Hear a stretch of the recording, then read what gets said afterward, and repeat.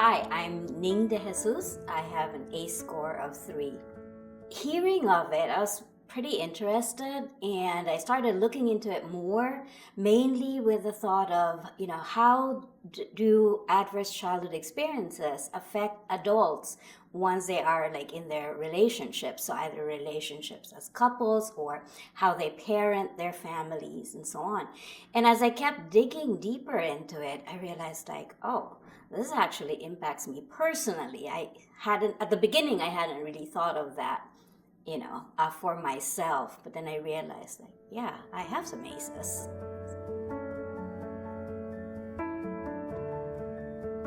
Prior to learning about aces, I had kind of, how do you say it, put the past behind me in a way.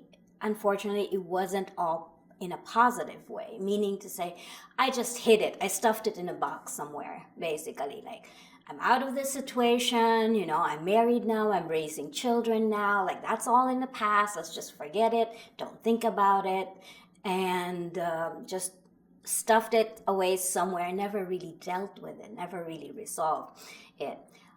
As I learned more about ACEs and kind of the impacts and tried to connect those dots, it made me realize like there's something more to this. Like you can't just say, okay, the past is the past, but you need to deal with it, deal with the trauma, resolve things, and also find better toolkits or tools for coping with the effects.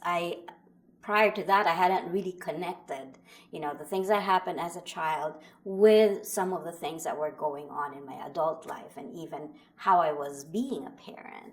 And so knowing about that, digging deeper, learning a bit more, helped me move on in a better way, not just hiding something. Now, my most significant factor that I attribute my resilience to would be my faith in God. Without that deep, abiding faith in God and His goodness, I wouldn't be here today. I actually had attempted suicide twice, and thank God that it did not come to be. But, believing in Him and His goodness and that He has a plan for my life, that enabled me to power through. The things that happen to you cause a stress response, and that stress response affects your physiological systems.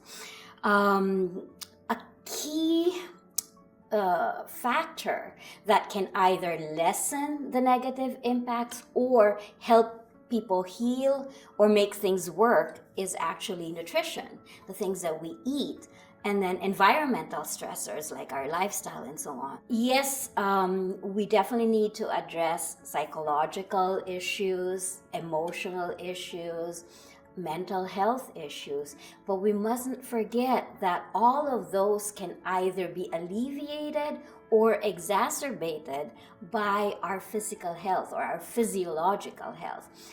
When things are pretty much in balance, we are stronger, we are more able to just kind of move on with our life. When we're not, then everything just becomes harder to deal with, becomes worse. So I think it would be really good if those involved in the trauma care community and those who are on their healing journey kind of take that into consideration.